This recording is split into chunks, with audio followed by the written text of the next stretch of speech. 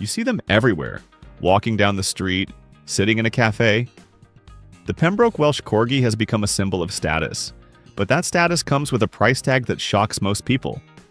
Thousands of dollars for a dog with short legs and a long back. It forces a question. Are they actually worth the financial sacrifice? Or is the market simply exploiting an emotional attachment to a trend? The answer is not what you expect. We begin here. But before we get started, be sure to subscribe to our channel and ring the bell to get notified about our latest videos. Number 10. The Royal Connection. For decades, the logic was simple. Association creates value. No association is stronger than the British monarchy. Queen Elizabeth II owned dozens of corgis during her reign. This connection elevated the breed from a working dog to a cultural icon. Demand followed, but supply did not. When a product becomes synonymous with royalty, the market adjusts the price to reflect that prestige. Buyers are not just paying for a pet. They are purchasing a fragment of an elite lifestyle. The breed became a luxury good. Breeders understood this shift. They priced litters accordingly. The royal approval removed the corgi from the standard domestic pet market. It placed them in a category all of their own. Number 9. Difficult breeding process. Biology creates constraints. Constraints limit production. The physical structure of a corgi makes natural reproduction incredibly difficult. Their long backs and short legs prevent natural mating in many cases. Breeders must rely on artificial insemination. This requires veterinary intervention. Intervention costs money. The complications do not end there. Whelping is equally problematic. The shape of the puppies often requires a surgical birth. Cesarean sections are routine for this breed. Surgery carries risk. It also carries a massive veterinary bill. The breeder absorbs these costs up front. They pass them directly to the buyer. This is not arbitrary inflation. It is the literal cost of bringing the dog into existence. Biology demands a premium price. Number 8. Small litter sizes. Volume reduces cost. Lack of volume increases it. This is a basic economic principle. Pembroke Welsh Corgis do not produce large litters. A standard pregnancy yields 4 to 6 puppies, sometimes fewer. The breeder invests months of time, thousands of dollars, and significant medical resources into a single pregnancy. The return on that investment is divided among very few animals. To remain profitable, the price per puppy must be high. There is no alternative. A breeder cannot mass-produce these dogs ethically. The math is rigid. Low supply combined with high overhead creates an expensive asset. Buyers often complain about the price, but the price is simply a reflection of an inescapable biological bottleneck.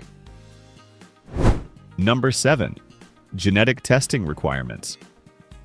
Quality requires verification. Verification is expensive. Responsible breeding is not about producing puppies. It is about producing healthy puppies. Pembroke Welsh Corgis are prone to severe genetic conditions. Degenerative myelopathy, hip dysplasia, eye disorders. A reputable breeder tests for all of these before mating ever occurs. DNA profiling is not optional. It is mandatory for structural integrity. These tests require specialized laboratories. They take time. They cost significant amounts of capital. Breeders who skip this step sell cheaper dogs, but cheap dogs come with hidden medical debt. The high initial price of a properly bred corgi is an insurance policy. You are paying for genetic certainty. Certainty in biology is never cheap. Number 6. High demand curve. Markets react to desire. Desire for corgis is currently peaking. Social media accelerated their popularity. Viral videos turned a niche herding dog into a global obsession. Everyone wants one. But wanting does not create supply. The breeding process remains slow and complicated. When demand spikes and supply remains static, prices rise. They have to. It is the only mechanism the market has to allocate a scarce resource. Wait lists span years. Breeders hold all the leverage. They do not need to lower prices to find buyers. Buyers are waiting in line to pay whatever is asked. The high cost acts as a filter. It separates casual admirers from serious owners. The market corrects itself through pricing. Number 5. Intensive puppy socialization. Behavior is not accidental. It is engineered. The first 8 weeks of a dog's life dictate its future temperament. Reputable breeders do not just keep puppies alive, they socialize them. This process requires constant human labor. Exposure to sounds, exposure to textures. Early neurological stimulation. It is a full-time job. Time is a resource. Resources have value. A cheap puppy is often kept in a quiet room and ignored. An expensive puppy is prepared for the chaos of human society. That preparation prevents behavioral issues later. You are not just buying an animal. You are buying the labor that shaped its mind. Labor of that quality requires compensation. The price tag reflects the work. Number 4. Show dog lineage. Pedigree establishes proof. Proof of structure. Proof of conformity. Many expensive corgis come from championship bloodlines. Entering dogs in conformation shows requires immense capital. Travel costs, entry fees, grooming supplies, years of dedication. A breeder who produces a champion has proven their stock meets the highest physical standards. That proof commands a premium. Buyers want dogs that look exactly like the breed standard. They want the specific ear shape. They want the specific coat density. Excellence is not random. It is cultivated over generations of careful selection. When you buy a puppy from a champion line, you are buying a century of curated genetics. History has a price. You must pay it. Number 3. The geography problem. Location determines access. Access determines cost. Good breeders are not evenly distributed. They are rare. Most people do not live near a reputable corgi breeder. This creates a logistical barrier. Buyers must travel, or puppies must be transported. Flight nannies, specialized ground transport, veterinary health certificates for travel. These add hundreds or thousands of dollars to the final cost. Even local buyers face the premium of localized scarcity. If you live in an affluent area with high demand, the local market price will reflect that wealth. Geography isolates buyers from the supply. This isolation removes negotiation power. You pay the price dictated by your location, or you pay to overcome the distance. Both require capital. Number 2. Heavy maintenance burden. Ownership extends beyond purchase.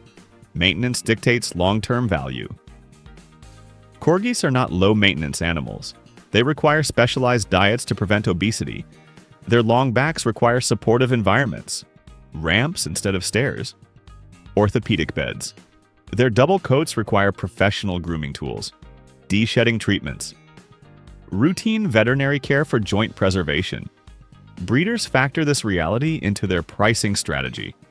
A high purchase price serves as an economic test. If a buyer cannot afford $3,000 up front, they likely cannot afford the lifetime maintenance the breed requires. The price protects the dog. It ensures the animal enters a household with sufficient disposable income. It is a financial gatekeeper. The high cost is an intentional barrier to entry. Number 1. The lifespan factor. Durability is a feature. Corgis are remarkably durable. Despite their structural vulnerabilities, a well-bred corgi lives 12 to 15 years. They are a long-term acquisition. When you divide the high purchase price over 15 years, the annual cost of acquisition is relatively low. You are buying a decade and a half of companionship. The market understands this amortization. A product that lasts longer costs more upfront.